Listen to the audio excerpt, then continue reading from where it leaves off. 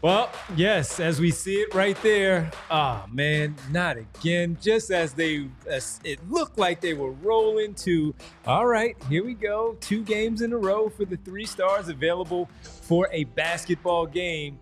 And Joel Embiid gets injured right before the half against the Indiana Pacers. Sixers down 11, catches a smack to the face. I can't say that it was an elbow, but it looks like it was just a coming down, a follow through from Ben Mathurin of the Indiana Pacers, smacks him in the face.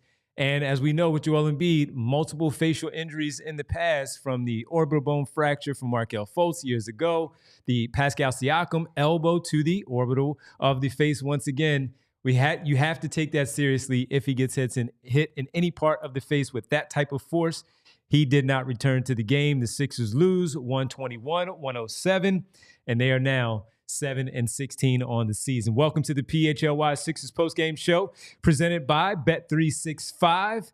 And download the Bet365 app. Use code PHLY365 when you sign up. Whatever the moment, it's never ordinary at Bet365. We'll tell you more about them in a little bit. Rich Hoffman, Devon Givens, Brianna's here producing. Chris hanging out with us here, our social media coordinator. All of you in the chat, as we've been here before to discuss another Joel Embiid injury. We'll check in with Kyle and Derek from the arena as the show goes along. We'll give our player of the week, so on and so forth, as we typically do for a post-game show. We'll get to Rich's 3 takeaways, but just right out of the gate, Rich, your thoughts that the game was flowing the way the game was flowing, but it wasn't out of hand, and then that happens, and it seems like it's another deflating thing that just takes the energy out of the building. They got it back a little bit later as they crawled back into it. They got back into the game, but in the moment and going into the locker room in the way that the Indiana Pacers started the third quarter, another deflating injury. Yeah, I mean, this is the why can't we have nice things season, yes. Devon. And yes. I don't want to excuse that first half because they really stunk in that first half tonight. It was bad. But there's a reason they play 2 halves of basketball. Sometimes the other guys get paid too. Sometimes you can make a comeback, but you obviously need your best players in there to make a comeback. Struggle. It's still an 11-point game at halftime, but Joel Embiid gets hit. And like you said, I mean, his face has gone through a lot in his career. Jeannie in the chat mentioned that he probably needs to wear a face mask or a Guardian cap or something. Rip Hamilton for the rest of his career. Huh? No. She's saying like a football face football mask. Face mask. Yeah. Yeah. I mean, it might start getting to that point, honestly. His face just keeps taking these hits in these games. Like you said, he runs into Markelle Fultz's shoulder in 2018. In 2022, Pascal Siakam was on the floor tonight. Hits him in the face as the Toronto Raptor announcers and fans were cheering for it. I will never forgive them for that. Never. That was so unbelievably lame. This was a little bit different, but he had the Bell's palsy in last year's playoff series. So there's always something. And then he has this one too. And it was one of those things where you're waiting for him after halftime. And we're not in the arena, but you're waiting to see if he emerges because he leaves with, I forget if it was like 5 or 6 seconds left. Yeah. Sixers still had an offensive possession to go, but he crumples to the floor and he leaves. And you wonder, there's been a lot of times in his career where he comes back. He comes back with 2 minutes left. He's warming up. It was not one of those nights tonight. And Devon, that's my primary take so far, is just this team cannot have nice things. You get the win on Sunday, and we were feeling good in the pregame, right? We were excited to watch this game. We were just talking about this with Chris off air. We thought this would be a good one. You get 4 days of rest. You think the offense is going to look good. Oops, no, it didn't. And before they have a chance to make that second half comeback, you have Joel Embiid, who just, I don't know, is kind of this tragic figure in a lot of ways. I'm not saying he's perfect. I know a lot of people want to get on him for different reasons, and I understand, but he also is somebody, it just feels like he doesn't have a lot of luck. And this is another example of that tonight. Hopefully he's not out for too long. The injury is being termed as impact to the right side of the face. Can't say I've heard that one before. It's not too specific. No. But hopefully, whether he can be back on Monday or, even if he misses Monday, you still have time off. You still have time off before the next game. But obviously not ideal in a first quarter, sneaking up on the first third of the season. That really has just not been ideal all around for the Sixers. I didn't even look at, as we all look at the dates and all, guess what today's date is?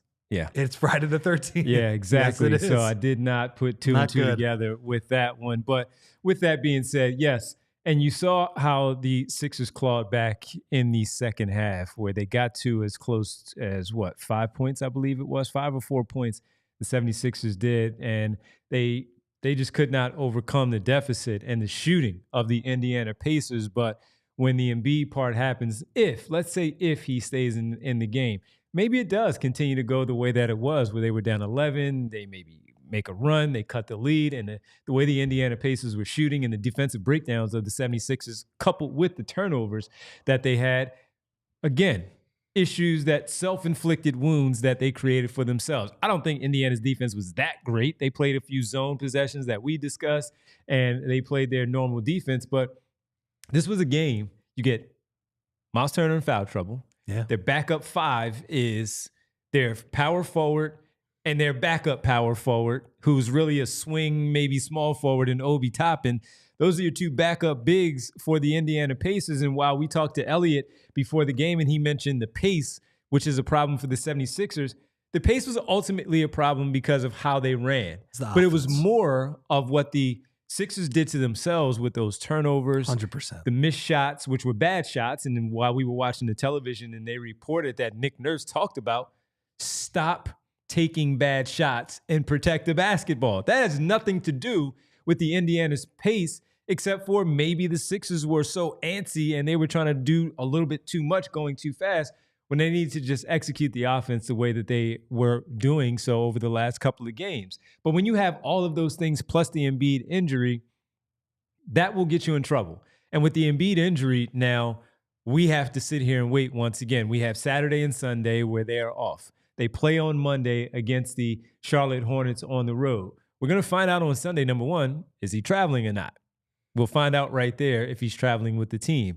Then we'll get an idea of where things are with Joel Embiid for right now. So that's the disappointing part of it all, of having to now sit and wait. If he doesn't travel, then we're like, uh-oh, here we go again. Paul George and Tyrese Maxey should be able to go, we think, against the Charlotte Hornets, who are really beat up themselves. And we know that it's the Brandon Miller show going on in Charlotte right now. But they beat this Indiana Pacers team just last week. Yeah. I mean, just this week. And that's where things are with today's NBA. So when you say not have nice things, it's Friday the 13th, and all of this stuff just continues to pile up. I mentioned having a discussion it was just a broader discussion with Tim Legler that we'll drop this weekend on our network here. And we talked about, hey, are they finally gonna get things and have an opportunity to get together, go out there and play some basketball? Rich, right now, no, because their big fella, again, may not be available for their next game on Sunday. Monday. Well, and the way that first half was trending, right? There's a couple things I was thinking of, Devon. Number one, the Sixers, in the time that I covered the team, which is basically the time Joel Embiid played for this team, the amount of times they have gotten booed during a game for a sluggish stretch and still came back to win that game, that happened a lot. Which is why I always say that booing works, is the big takeaway there. But anyway, sometimes they hear it when they give up, an 8-10-0 run, something like that. They put themselves together. And then you look at their home record. I forget that 2019-20 year, they had an unbelievable home record, even though they were not a very good team that year. So obviously the chance for the 30. It wasn't something in 9. It wasn't 41 because they didn't get all the way there, right? Yeah. Because of the bubble. I'll look it up. In Orlando. But anyway, my point is they had no chance to come back in the game. But my big takeaway was, like you said, that first half offense was so unbelievably clunky. And it made me think it would have been nice to have this discussion on November 4th, right? Where, okay, it's the 3 new guys playing with each other. It's going to take a little while, but they've obviously dug themselves a hole. But now we're coming in here and saying, well, I'm not even sure the 3 guys can even continue to work it out because we don't know what's going to happen with this face. I'm sure they will give us a clear designation and impact to the right side of the face. But yeah, so let's get to my 3 takeaways. Bree has them up there for us.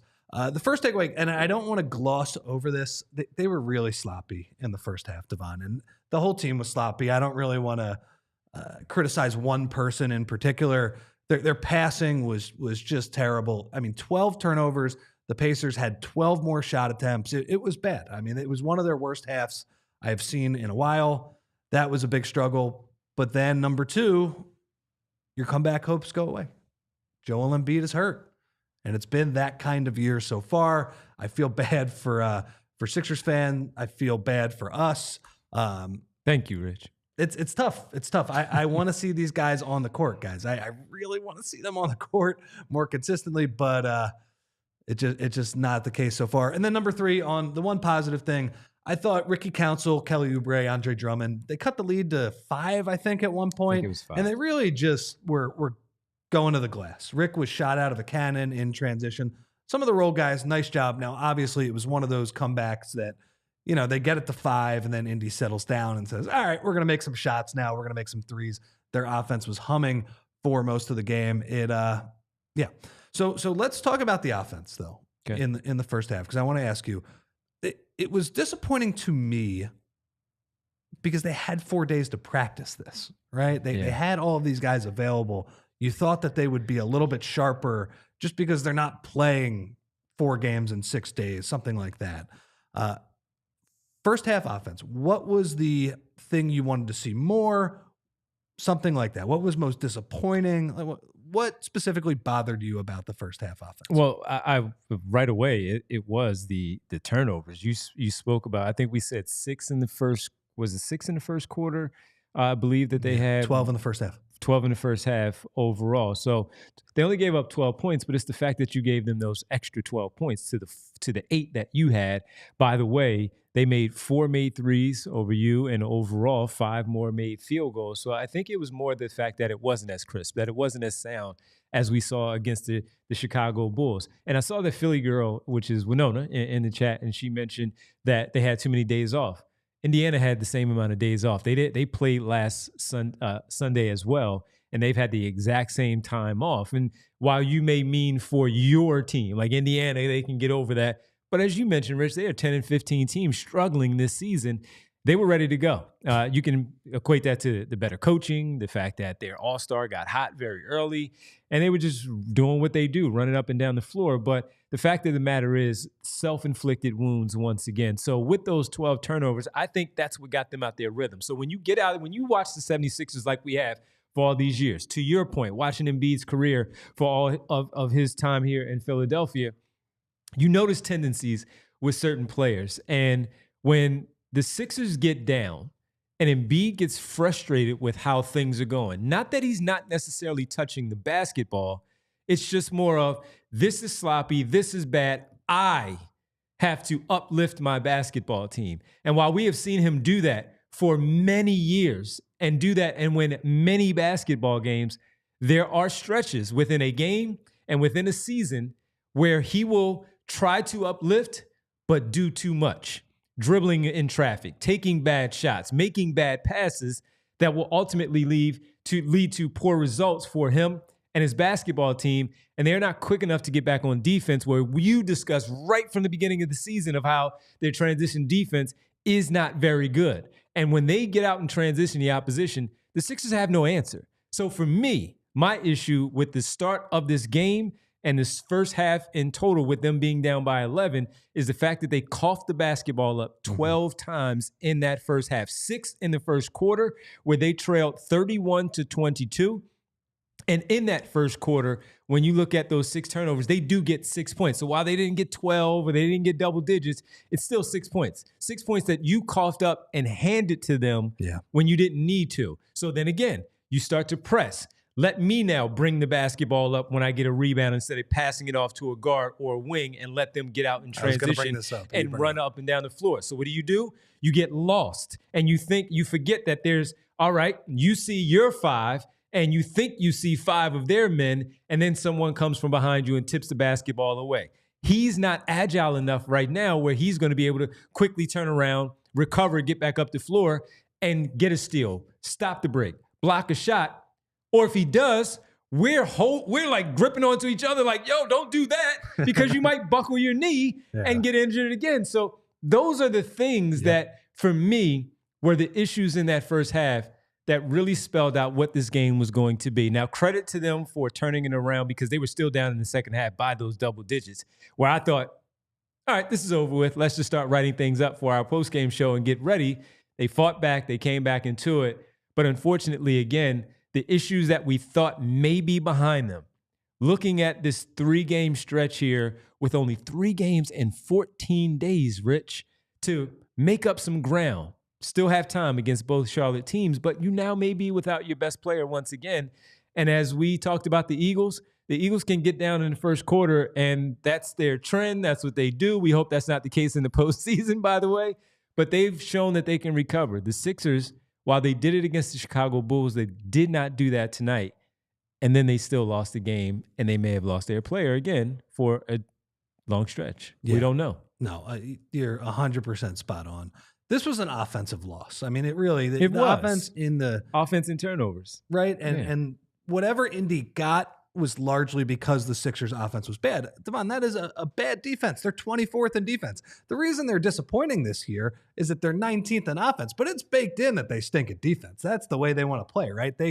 They'll let you take whatever shot, and they're just going to try and run it down your throat. Yeah. On the other end, I thought it was a good point by Glenn and Kyle both brought up. The first play was sick. They ran this flex set. Embiid throws it to Oubre. It wasn't even the most accurate pass in the world, but he was so wide open. So wide open on that flex cut out of the horn set. They actually get up 9-2 in this game, Devon. Yes, and I'm pretty sure. I'm not going to go back and do the math. I'm pretty sure the rest of the first quarter was 29-13 Indy, and that's not good enough. And to your point of the turnovers too, there's one sequence that it sticks out to me because Nick Nurse, he calls a timeout after it. You touched on this. Joel gets the rebound and he brings the ball up. And I believe it was Reggie Jackson sets him a flat ball screen at half court. Yeah. And that's something that when Joel is cooking and Joel is in rhythm, he can do that, right? That's something that he's so skilled that, a small guy like Maxey or Reggie Jackson in this case, they get Joel's defender off his body, and then he can create a mismatch or pick the other team apart with that mismatch, those type of things. But he got lazy with the ball, and Pascal Siakam gets around that screen, poke away, dunk. And then the next possession, bad Tyrese Maxey shot, just, he kind of flung it up at the rim. And Kelly Oubre, who was good tonight, he was one of the Sixers' better players, but he gets beat by Obi Toppin for no reason. Like, Kelly goes for the board. Obi Toppin is behind him, but there's no communication, none of that. I believe it's Haliburton, drops it off the top and dunk. Nick Nurse, timeout. And it was just one of those games, right? Maxey had those bad passes. PG had those bad passes. Embiid had those bad passes. So it was, honestly, Devon, their offense was super clunky. The only time it looked good was when they threw the ball to Joel at the elbow and he was picking the other team apart. Honestly, they probably should not have doubled him as hard, because here is, unfortunately, the tough truth about Joel right now.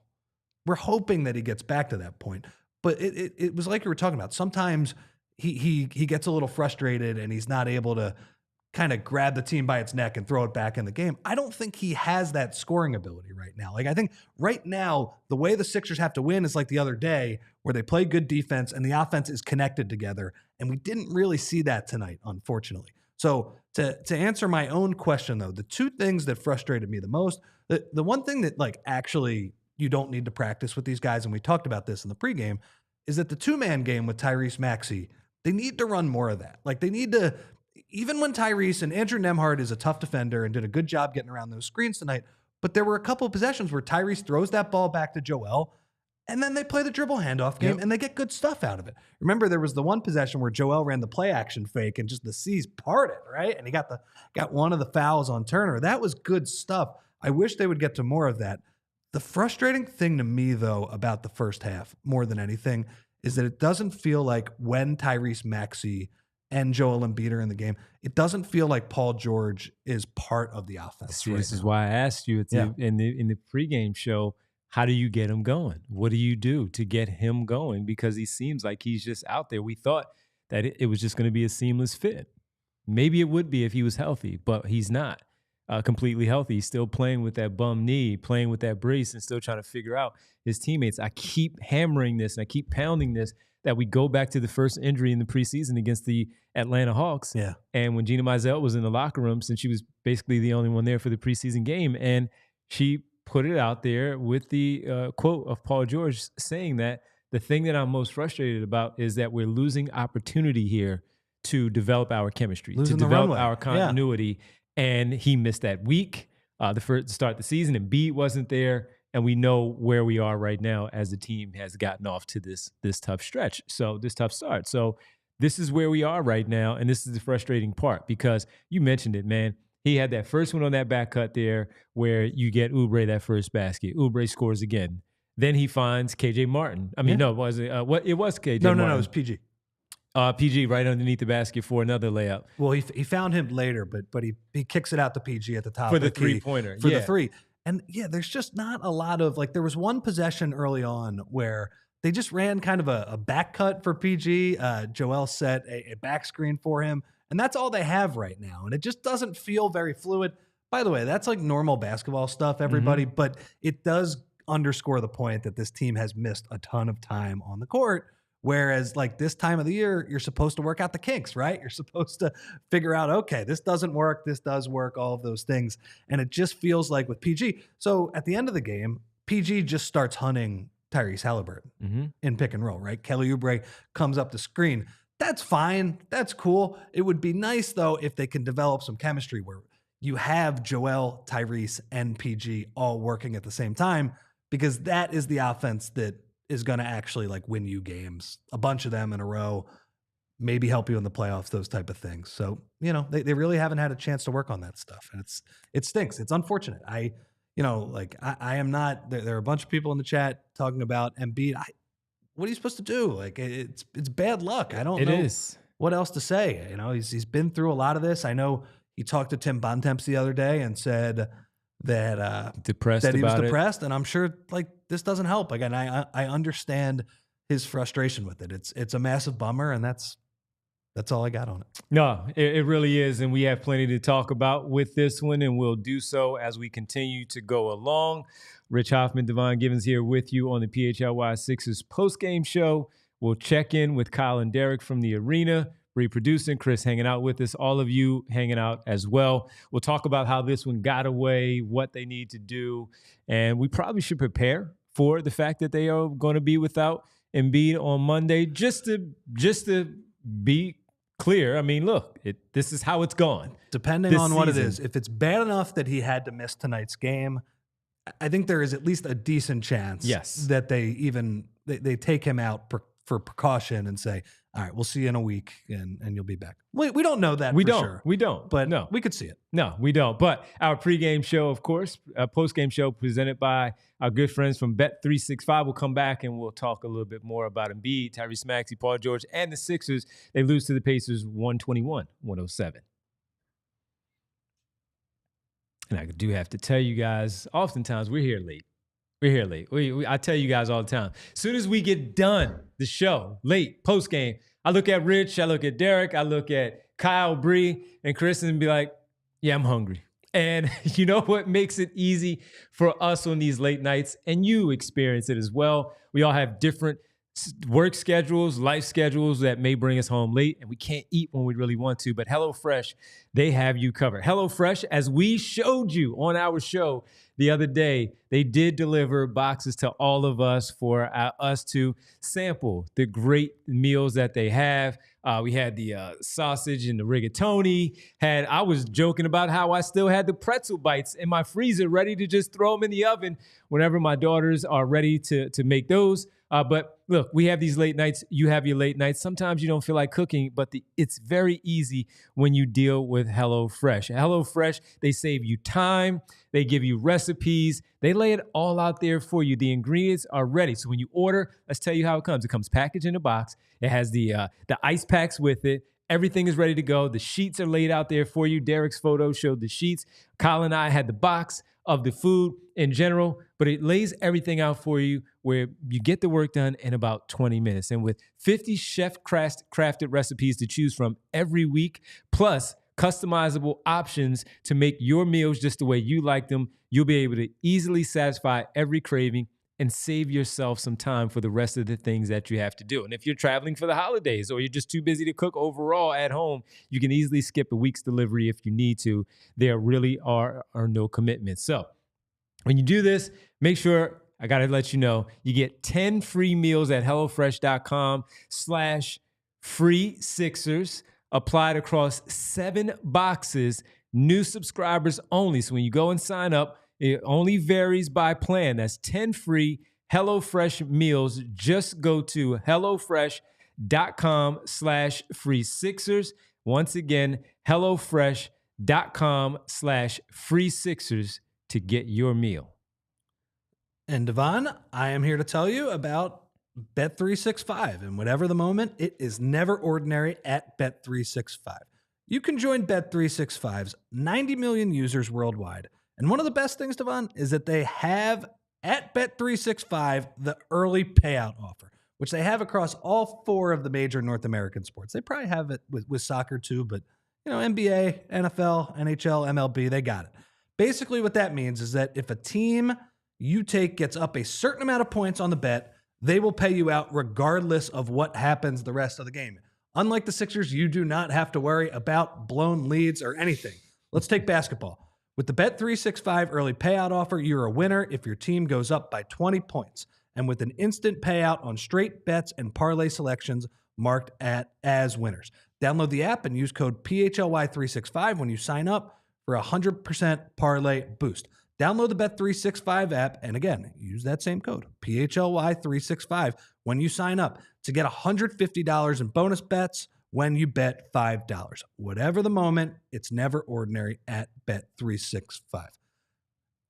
Welcome back to the PHLY Sixers postgame show presented by Bet365. Our presenting sponsor. Where you knocked those out right there in the first quarter. He might have had a triple-double had he stayed in the game. Joel Embiid, over 5 assists. Unfortunately, he could not play the second half, but he did get those 5 assists in the first half. So a couple things I want to mention because I saw him in the chat. Yeah. Bernard mentioned that PG is over dribbling. I agree with that. And that's why I want to see him work more with Maxey and Embiid, right? Because yeah, it's cool. I mean, there was the one possession where Allah, he said that PG put, who was that, Jarris Walker in a blender? Put him in a blender. Didn't put him in a blender. Put him in a blender. It was a heck of a shot where, Jarris Walker basically stands him up, but then he takes the step back jumper and makes it. That is the definition of good defense, better offense. But we'd like to see easier shots for PG. And he created himself an easier shot when they did have that momentum going there. Yeah. In the fourth quarter, I believe it was, he created some space right there about 13 to 15 feet with Andrew Nembhard on him, got him off of him, fadeaway jumper off the back of the rim. And as I said to you, you got to make that, especially where the game was, what it was called for. Embiid's out. You saw that he had already had it. Kind of his eyes lit up a little bit. All right, now it's my turn. I got to do this. Me and Tyrese, we're going to do this. And he missed the shot. You said it. That was probably his easiest one of the night of the shots that he had taken. And so you wish that he had made that. And how many times too, Rich, have we seen this with a 7-16 record and in these games where they'll have a turnover, they'll have a missed shot, they'll have something that we look at them and say, what are you doing?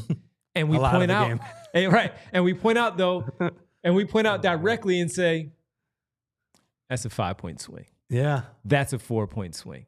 And so that's where this team hurts themselves because you get a shot missed right there. You come down and you hit a 3. Early in the game, there was a possession where the Pacers had missed a shot. They got an offensive rebound, threw it back in. This is before Tyrese Haliburton started to get hot. He goes into the corner, spots up, they find him, and he knocks that 3 down. I believe that was his first 3. So now you're in the rhythm. You come down, you get into your offense. Sixers miss a shot on the other end. You remember, 9-2, as you pointed out, they're leading. They get the offensive rebound. He knocks down that corner 3. Next up, comes back down, knocks down another 3. Now they're rolling. Not to say that they were going to make it at the volume that they did, but all you need is one thing to break a team for you to regain that confidence and get into a flow and get into the rhythm like they did. And as we talk about self-inflicted wounds, missing shots on the other end where the offense struggles, turnovers, that then creates that spiral, that downhill spiral for this basketball team that continues to try to grasp on the things that get them over the hump, to get them right back into the basketball team that they thought they were going to be before the season started. And they can't get out of their own way with stuff like that. So that, the over dribbling, dribbling too much for Joel Embiid, bad passes where you see the same thing, going into traffic, miss a shot, complain to the official, they're going the other way. You get a transition bucket and timeout Sixers as you build up a lead. And again, you build up the momentum and you see on the other end, oh, these guys have issues right now. We can do whatever we want here, even with our center in foul trouble because of what Joel Embiid did to them. So that's where it was for me. And there were so many other things that I've seen in the chat, like Al, our 2-minute warning in the super chat that Al gave us here quickly, Bree, that Al pointed out in the super chat. One of the many things that has annoyed me this season is why do we have to switch everything? The Pacers killed us with mismatches tonight. Now, while there were some mismatches where you look at a 6'8", 6'9" Pascal Siakam, he gets Jared McCain on the switch, and we're like, yo, what are you doing? Obi Toppin, same thing. And while the defense may call for that, especially when we get to your zone point, because I know that frustrated the hell out of you tonight of how that happened. Zone is for cowards. These are the things that continue to happen with the 76ers, and we're not overreacting because they lost. It's how they lost. It's the things that continue to pop up and show themselves in these Sixers losses, now up to 16. Yeah. Thanks for the super chat, Al. Appreciate it. Thank you, Al. So I'd say tonight, a lot of the switching had to do with, okay, so Tyrese Haliburton is really good at this. Now, of course, by the way, we talk in the pregame about how Tyrese Haliburton has struggled this entire season. They're not playing with the same level of pace. He's not as involved. Okay, he looks like Tyrese Haliburton from last year. So you're welcome, everybody, for jinxing that. Yeah, he was great. Now, some of the switching tonight was, okay, so he gets into the paint and he's not looking to score. He is going to snake that pick and roll and just try and get that switch. So then Miles Turner has a mismatch. He has a mismatch. They have a chance. Some of it is that they are in bad matchups because of their transition defense, Devon. And their transition defense tonight, a lot of it was bad because their offense was bad. Because they missed shots. It all boils down to, can you put the ball in the basket and can you get matched up correctly? There are some bad switches in there, and some of it is that they have some personnel, like Jared McCain, who I really like and I think is going to be good, is a bad defensive player right now. You see it tonight. He gets put in a one-on-one situation. It's funny. He actually stopped Siakam on one of them, but there were other times.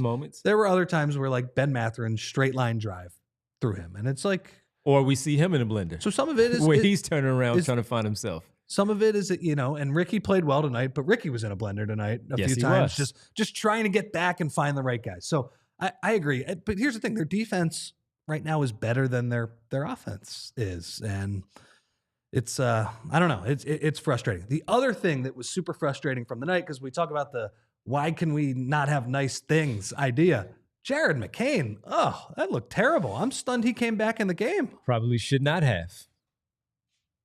Should not have. So for the people who didn't see it, not that we're going to show it, it's just more of describing what happened.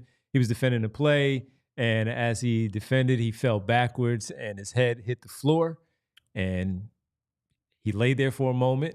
It's one of those two, because they teach you as a kid, and I learned this the hard way because I didn't get injured a lot when I was a kid, but sometimes when you're up in the air and you fall, you brace it with your hand like this. But that's how you can get a jammed wrist, sprained wrist. Broke my wrist doing that. You could break it as well. So especially when you're slight like me. They teach you to fall on your butt. Unfortunately, he was like Matrix style, tipsy-turvy, like up there. He probably needed to fall on his hand there. Now, maybe that actually would have hurt it. Yeah, but anyway, that was a really nasty hit. I hope he's okay.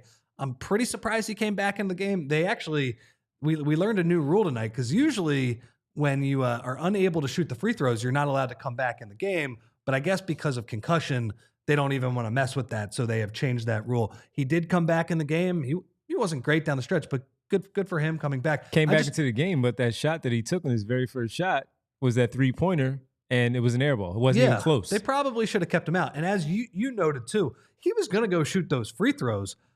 Paul George told him, like, no, man, you gotta. And Nembhard, who's the one he collided with in the air, also came over to him like, yo, you all right, man? Just take it easy here. And you already laid on the floor.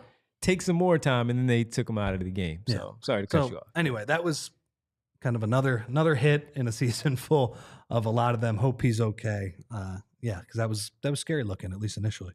Yeah, and Glenn said he also did too. He broke his wrist too, same way. So, but look at me, right? That's Rothman. Love you. I was up in the air, right? I made a good defensive play. I got hand on basketball, got the block. But I was so high up in the air, the guy who I blocked was stronger than I was. So I'm so high up in the air. What happens, Rich? My momentum now carries me backwards, and I try to brace myself and catch, and boom, break my wrist that way.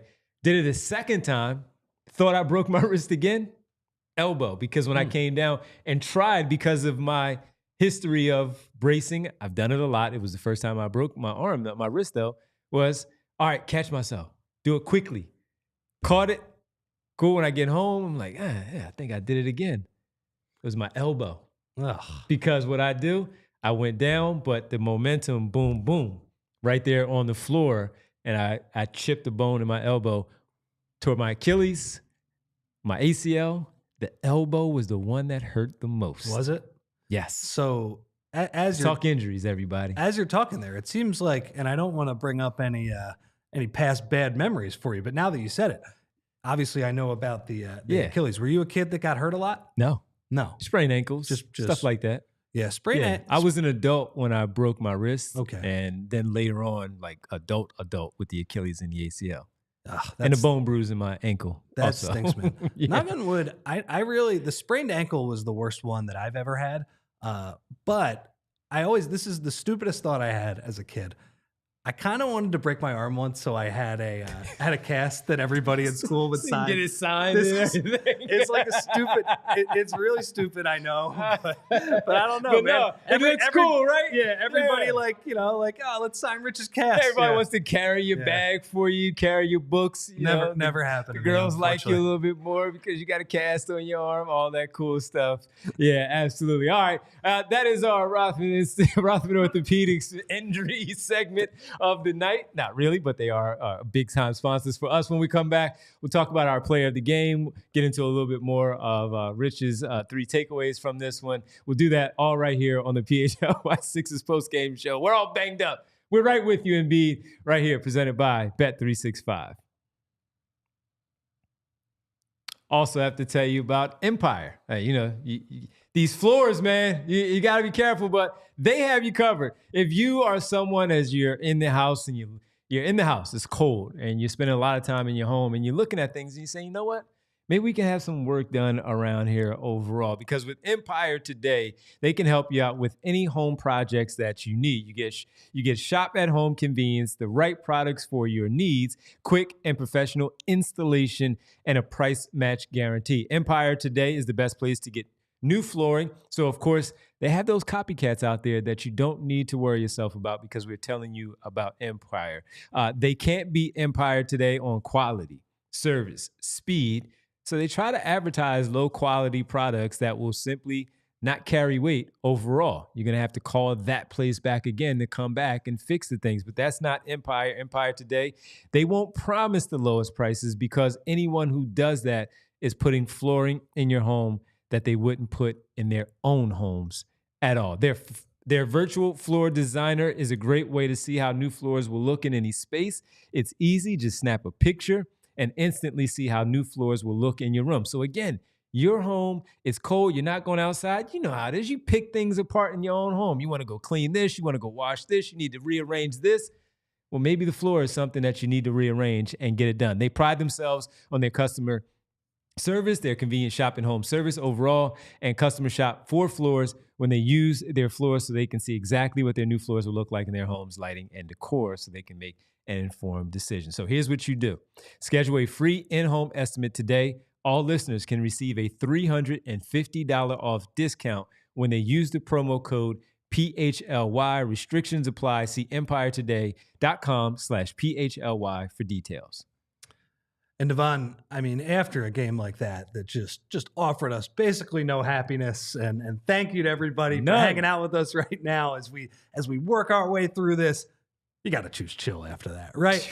and I might choose chill when I get home, Devon. There is a watering hole across the street from my apartment. I'm not going to say which one, but they serve Coors Light, and it would be a perfect night to choose chill, maybe watch whatever the ESPN game is right now. I don't know what that is.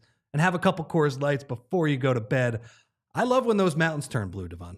Coors Light is cold lagered, cold filtered, and cold packaged for a smoother finish. So, if you're like me and you want to choose chill, make the most out of the times that you do it. Choose Coors Light and get Coors Light delivered straight to your door with Instacart by going to CoorsLight.com/PHLY basketball. Celebrate responsibly. Coors Brewing Company, Golden, Colorado.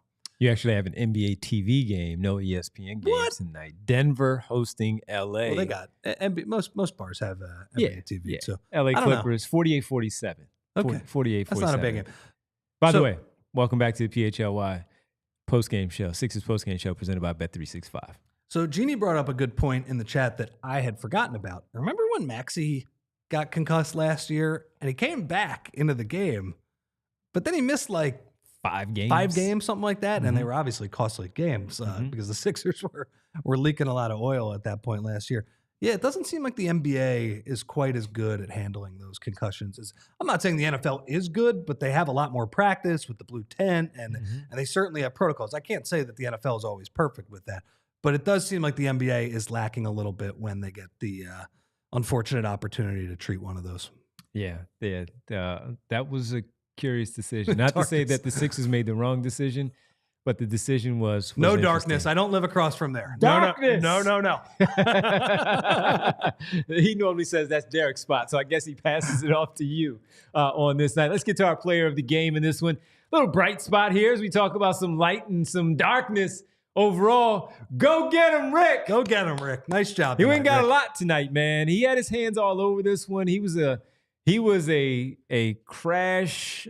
He wasn't a crash dummy. He was a little bit of a crash dummy. He was laying his body on the line tonight. He was going. He was 100 miles per hour, and he was impacting the game. He was a bowling ball. He was getting into it with Tyrese Haliburton, talking back and forth with him after a foul situation where he had to go to the free throw line. He finished the night with, as Bree had put it up there on the screen already, 14 points, 9 rebounds. He got to the foul line 9 times, making 6 of those. He missed his first 2. He settled down after that, where he was, 6 for 7 the rest of the way. He was overall 6 for 9. He was 4 for 7 the rest of the way. I'm sorry, go ahead. Yeah, 6 for 7 the rest of the way. Right. The one possession that stands out to me that kind of sealed it was because Ricky had a couple of drives in transition where he was shot out of a cannon. And was he a little bit out of control? Yes. That's how he plays. Did he get the free throw? But did he get the free throws? Yes. Yeah. And he was, he really is a very fast player. So Rick gave them a lot of energy tonight. And the play where I thought he gave them the most energy, he and Kelly Oubre were basically playing volleyball on the rim. And I think Drum got involved too. Might have been a 4th or 5th chance possession.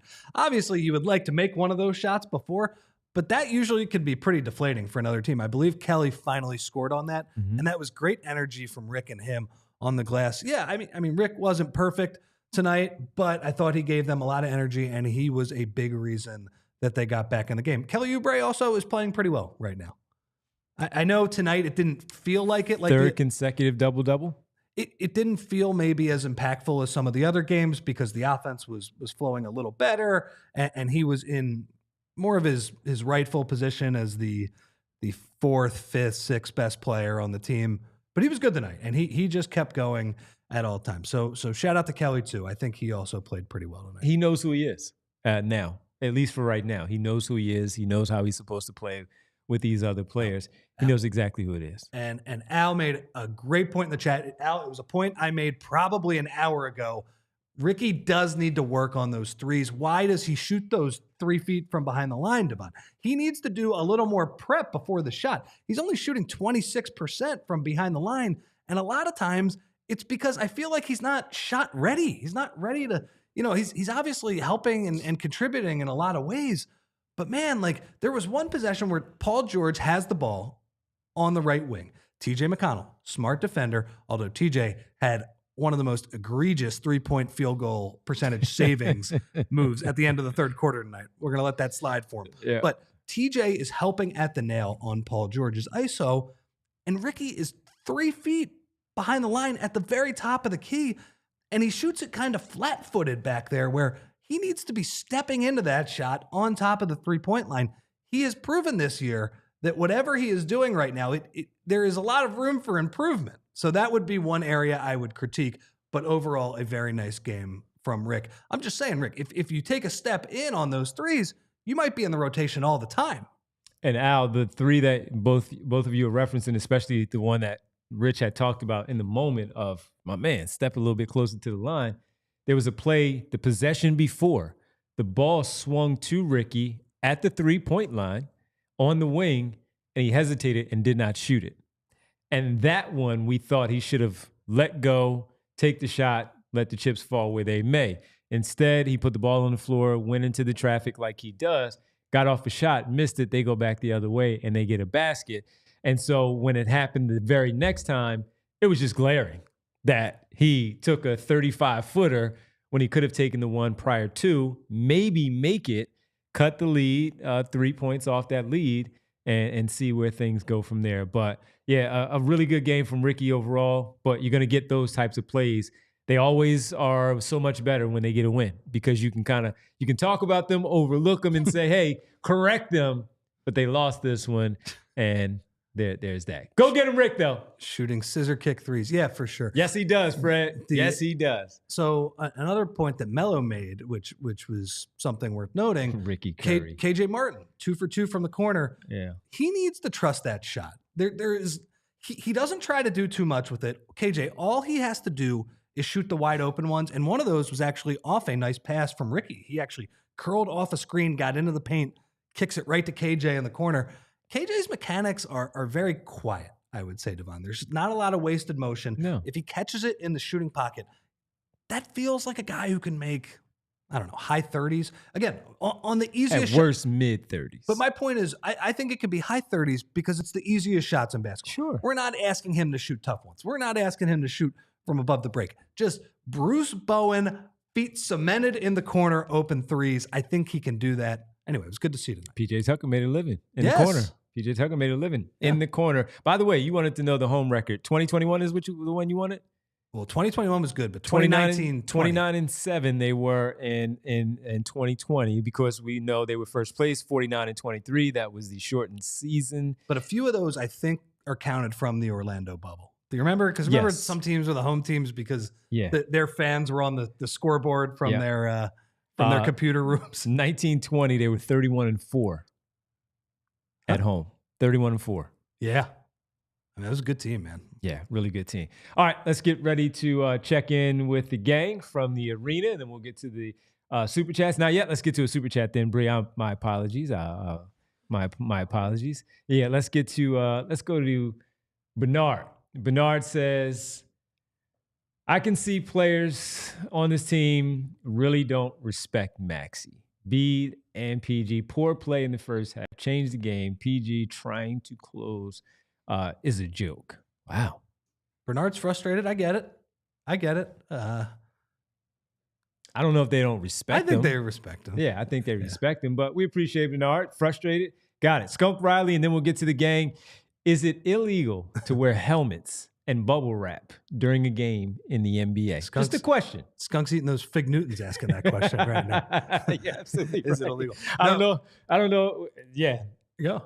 Hey, he needs to at least wear. Well, look, they have so much protection though. The fact that they wear the compression shorts, they have padding on the compression shorts. Some players wear face masks. The elbow pads. I mean, the shooting sleeves have turned into shooting sleeves with elbow pads. So they are protected. Try not to get hit in the face too much. And there you go. Also, the knee compression sleeves, as we know, are there as well. And we know Joel hates wearing those masks. He finds it uncomfortable. It's obviously hard to see, right? That's the most important thing. You got to be able to see the hoop to make the shots. He, again, I think I've talked about this before, but one of the hardest times I've laughed covering the Sixers was he tossed it off the Phantom of the Opera in Miami, and Brett Brown almost got a technical running on the court, being like, dude, we could get sued. Like, you need to put this thing back on. Like, your vision could be screwed for a long time. And Joel put it back on. So he doesn't like wearing those masks. Yep. All right. So you got to protect your face. Let's see if Kyle or Derek, if they're wearing masks following the post-game press conferences. No masks. No mask Derek has a mask. I see it behind Kyle right there. Kyle Neubeck, Derek Bodner. Hey, quick question, fellas. There was a debate in the media room tonight. We got to lighten the mood a little bit because I know it's very somber around here. Would you recommend a movie to someone if you had not seen the final 20 minutes of that movie? No. Thank you. I know who asked this question too. I'm not going to give him. Is he in our chat often? Yes. Austin Crowell, you have been put on blast, sucker. Anyway, what's up, also, fellas? who doesn't watch the last 20 minutes of a movie? If you're gonna, if you're gonna watch the first hour 30, like what? Come on. Yeah. I listen. He didn't have the time. Whatever. He also was watching Netflix while we were waiting someone to come out for post game. So just banner night at the arena here. Technology at its finest. Kyle, all right. What's the latest on Joel Embiid? Do you have anything to add to what we know about what was said? Of course, with Joel Embiid, I'll just say it quickly here that the team after halftime, impact to the right side of face was the diagnosis as to why he did not return. Did we get any more post game? Not especially. I mean, so Nick Nurse was asked about it, and he told us that he's still undergoing evaluations. Derek can correct me if I'm wrong here. He didn't really specify on whether he was X-rayed or not. They're looking for fractures, trying to clear and they're looking at basically what he said was the entire part of the face there, which then we tried to clarify with PR and hey, where was it? And they said, like right cheek. And obviously I think we all have some form of PTSD with Joel getting hit in the face because of the previous orbital bone fractures. And that's probably the top concern. If that is not ruled out, that obviously that would be a big deal, but we do not know as of yet what the issue is. I would imagine probably not going to get anything tonight. If anything, something tomorrow morning, but you never know. We'll see. So, guys, that first half offense, not great. Stinky. Could have been better. What were your guys? I guess let's phrase it this way. What was your biggest disappointment, or what's the thing that you wish they did more after having a full week to practice and not looking that great in that first half? Well, I think throwing the ball to your teammates would have been a good place to start. And when you say what was your biggest disappointment, it was honestly hard to tell offensively or defensively because they were equally stinky on both. But in terms of offensively, certainly the ball movement wasn't great. When they did move the ball, they frequently had bad passes, mistimed passes. Players were cutting from the corner where Maxey thought he was spotting up. There's just a lot of miscommunication, not a lot of movement, either ball or player. And like I said, they were off target when they were passing. It was a really bad first half execution-wise. And it was only topped maybe by their defense, which was equally as atrocious. And that one lasted for most of the game. It was you don't know if it was rust. You don't know exactly what contributed to it, but they were, I'll just say it again, stinky on both ends today.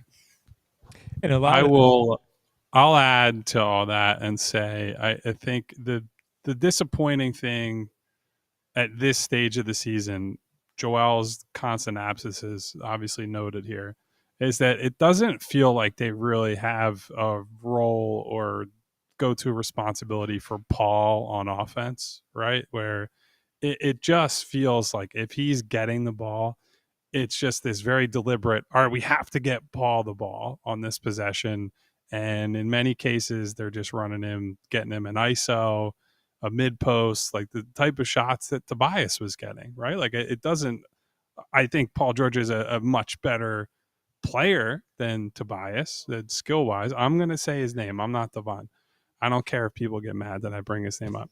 He's a much better player than him, but functionally he's being used in the same way, and they're not really leveraging his ability to, shoot on the move and be such a weapon as an off-ball guy, let alone an on-ball guy. Like the on-ball stuff, they're going to have to deal with some of the physical decline and what comes with that. I don't feel like they've done a good job of making him as the off-ball guy at part of the offense. And frankly, tonight, some of his best stuff before Joel went down was just being one pass away, waiting for the double and bombing away, right? And that's not, you don't have to design much there. So they got to get him more involved. There's no way he should be going into halftime with 3 shot attempts and having to basically create all his own stuff. I think there are some structural failures happening here. And that's the thing that we were just discussing the other day about how they need to find a way to get him involved, where we know the bread and butter play for Embiid and Maxey. They need to find a way to get him going. And while his defense was very good, when he did have the basketball, he was searching for things and the shot wasn't falling. And that can be a problem. As we talked about, you know that they were going to have 3 different offenses. One led by Joel Embiid when all 3 were available. The second one was when Tyrese Maxey and Paul George were available with Joel Embiid out. And then the other was probably led by Tyrese Maxey. But with the lack of continuity, as we've all talked about, the confusion that Derek just talked about of passing to your teammates, there's still, we were just talking about it pregame, Kyle. This was game 3 for the 3 stars with the rest of the group. And we still don't know what they look like at this stage of the season.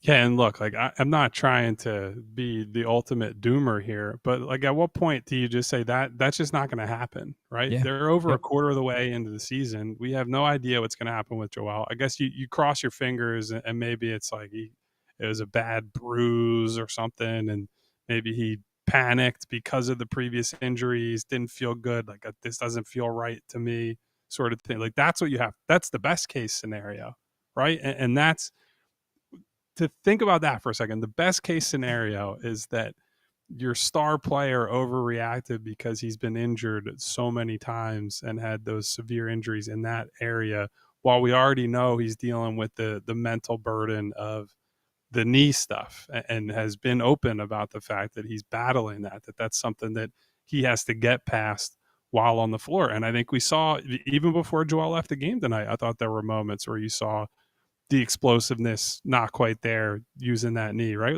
He had the steal on Miles Turner. I got to step past him and isn't dunking it. Isn't going up strong. Like he's putting up layups that he's, he'll make some of them and he'll get fouled on some of them, but is not playing with the sort of conviction that I think he needs to be Joel Embiid at his absolute best. So there's still question marks, even if he's able to return sooner rather than later. And obviously we're all hoping for that, but there's just no real way of knowing. And I think it's as bad as you feel for Joel. I also feel for the guys in this locker room, right? Like they're just getting the rug pulled out from under them over and over again. It doesn't have to necessarily be Joel. One day it's Joel.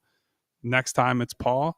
Tyrese misses a week and a half. Drummond goes down. Caleb Martin's out right now. Kyle Lowry, back spasms, gets ruled out last minute. It's just like one thing after another. It's got to be just a really mentally tough thing to try to play through, because it's everybody. It's the whole team. Kyle, what do we always say about zone defense? Cowards. Only cowards play zone defense. I don't care if it works. Well, it didn't work tonight because on their first 4 possessions, they gave up 11 points. They gave up 2 open threes, a dunk, and then TJ got a 3-point play. Not good. Again, there were other reasons they lost, but I didn't like that either. Anything positive from that one, guys? I don't really think there was a ton, but Ricky was pretty good. I don't know. Kelly? I mean, I think the positive, it looks like McCain is okay after that fall, because the way he fell and his head hit the ground and he had that whiplash, I was assuming the worst. When he left, I did not expect him to come back into the game. So for him to have passed the concussion protocol and seem like he is, for the most part, okay, that is I think the best positive I have out of this game. This was there just was not a lot of good that outside of that brief stretch there in the second half. There was just not a lot of good that happened. And it really is mystifying that we are sitting here. We spent so much time in the offseason, and the team spent so much time talking about, look, they know that Joel's going to miss games. He might not play back-to-backs. They got to find a way to tread water without him. And it just has not happened. And it is, as much as we'll sit here and we don't know how long Joel will be out, we also know he's not going to play every game from here on out. And they just never seem like they have a cohesive strategy without him on the floor. And they do have enough talent right now in Maxey and Paul George and McCain, where if they are able to generate good shots, they should be able to score. And, Maxey at least made a couple perimeter shots here today. If you could do that, get back on track, that would be great. But there's just not the level of creativity or off-ball movement to really overcome not having the big fella. And I'm concerned if he does miss some time that they're not going to be able to put up enough points to get back where they need to be in the standings. Well, fellas, we appreciate it. A couple of days off, and they're back at it in Charlotte on Monday. So we'll all be here for pre and post. Get home safe tonight. Enjoy the rest of your weekend, and we'll be hanging out with the team on Monday for a pregame show, getting ready for the Charlotte Hornets. The Teal team, Kyle, the Teal team. Listen, too much Teal coming in this next week. By the way, I don't know that it came up for you guys, but really, the Sixers were not going to get through Friday the 13th without something bad happening, right? It was inevitable that something would go off the rails. So if ever there were a team that would be struck by bad luck on a day like today, it's your Philadelphia 76ers. So hopefully we all avoid Lady Luck, or the bad side of Lady Luck tonight. Get home safe, fellas. I will see you on Monday. Yeah, absolutely. Thanks, Kyle. Thanks, Derek. Really appreciate it. It's a good point. They probably should have just suited up the blue coats tonight just to avoid any tragedies happening, but it did happen. Clint in the chat, he said, "Oh no, we suck again," which is the classic line from the cinema classic, The Waterboy. Yeah, Rob Schneider. Oh no, It was one of those nights. One other thing I want to bring up, because I would be remiss not to say it. A lot of people in the chat have brought it up. The free throw shooting is abominable. I don't know what else to say about it. You have to make your free throws. You're professional basketball players. Again, in a game like tonight, too, where they cut the lead to 5 at one point. They left 8 points on the free throw line at that point, right? You know, maybe the Pacers start thinking, maybe you can score this crazy upset. Maybe they get a little bit tight, but you were leaving points on the free throw line, and it would be nice if that stops at some point. Be nice. It would be really nice if you make your free throws. I say it all the time. They are free. They're free. Free is for me. You can go crazy for all the chicken because that's free. Make your free throws. That's what you do. Let's get to the final super chats that we have here on this Friday night. Holy cannoli. Why was Haliburton wide open the entire game? You said it earlier. They created some really good opportunities where he found himself open, and the Sixers defense was scrambling. I think most of it, Devon, was Sixers offense was bad. Pacers got out and ran. Sixers defense was scrambled because they were behind the play or even with the Pacers. And then he did a great job of pump faking. He loves the very slow pump fake, take a couple dribbles to the side and put it up again. He was excellent tonight. I mean, he looked like the guy from last year. He looked like the guy who earned that berth to USA Basketball and earned it at that point. And earned that A on that group project. Yeah. To get that gold medal. Yes. Al, the 2-minute warning, talking about the free throws, Al is. And he says, becoming past annoying. You know, you can win games. You can't win games like that. And that has been all season huge problem. Part of the thing, too, Al, is it's such a bad free throw shooting team. They've always been really good because you take away the Ben Simmons part. Tobias Harris always shot. 12 always shot in the 80 percentile, low 80s, but 80 percentile. At the end of games, oftentimes he would split them, whatever. But he shot there. Jimmy Butler shot well at free throw line. James Harden shot well at the free throw line. Tyrese Maxey shot well from the free throw line. And you know that Joel Embiid is going to get there 10 or more times and shoot mid to high 80s at the foul line. When you don't have that and the others are missing theirs, that's a big part of your game and a big part of your losses for this basketball team. Joel, we always talk about him offensively and defensively just masking a whole lot. When he gets to the free throw line and they're there 39 times and he's 15 for 17 or 17 for 17, then you get Harden or Maxey, who is, Harden more because he got to the free throw line, 8 for 8 or 8 for 10. Tobias Harris is 4 for 5. And now you look at Maxey and he makes his. When you miss 6, but you still win by 9, it's not all that glaring. It's glaring now because he's not there. Your center's not getting to the free throw line. Your all-star point guard can't get the calls, and no one else is getting to the foul line. You're right. He inflates the percentages because, like you said, he goes 15 for 17, and on those 2 misses, he's falling back like, oh no, how did I miss miss that? He's such a luxury to have that guy making free throws. Totally. He every time he misses one of those, he looks up at the sky and goes, I can't believe I missed one. Right. But he would routinely shoot 14 for 16, 16 for 18. Then he'll have the night where he goes 20 for 20. Yeah, he would. So, Devon, I was looking at this. The last 3 seasons, I feel like we have been a little bit spoiled because Joel has played and he has played well. Here's where they have ranked in free throw percentage around the league the last 3 years. Second last year, first the year before, and first the year before that. And like you said, Harden has a lot to do with that. Tobias has a lot to do with that. But 85% of that is Joel It's Embiid. Joel Embiid. Yep. 100%. What is it this year? I can't. So ESPN, their rankings are weird. They are in the bottom half. They are shooting. And that's to be expected. They're not last. Yeah, They are. But it's to be expected, though. Yeah, it's crazy, the fact that 21st, 77.3%. Yep. Normally they're way better than that. They're usually first. Top 3. 82%. Yep. And that's Joel Embiid. Yep. It is funny. I mean, NBA players are so good that, Golden State is shooting 70%, which is crazy. But, honestly, like in high school and college, you're like, 75%. It's not a bad team score. But NBA players are so good, 77% feels like a complete failure. And it is for these Sixers, for sure. Yep. You're pro. Skunk Riley, once again, I'm very comfortable with the Sixers medical staff. Very not nervous at all. Nope. McCain will be fine. Of course, joking around a little bit.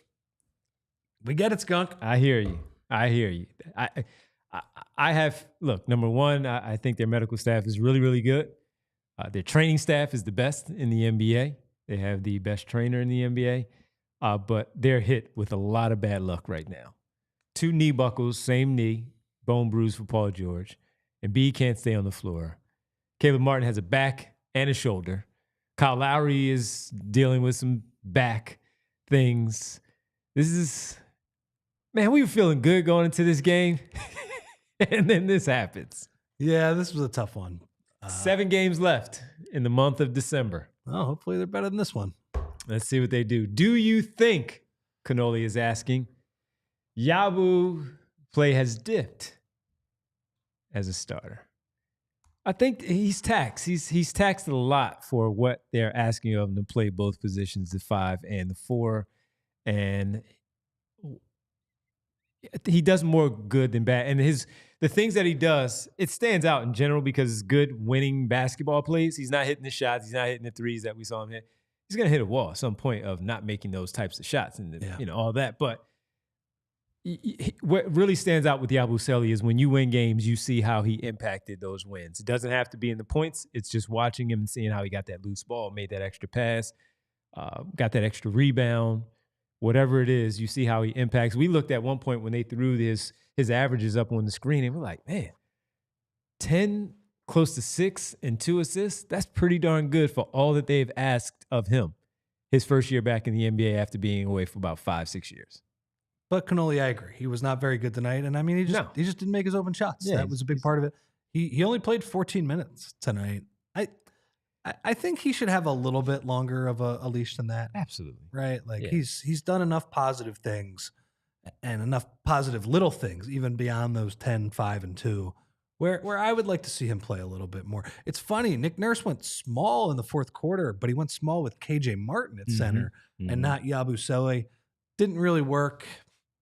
I'm not sure anything else really would have worked either, but I guess it's worth noting that. Like Glenn said, I'm good with him.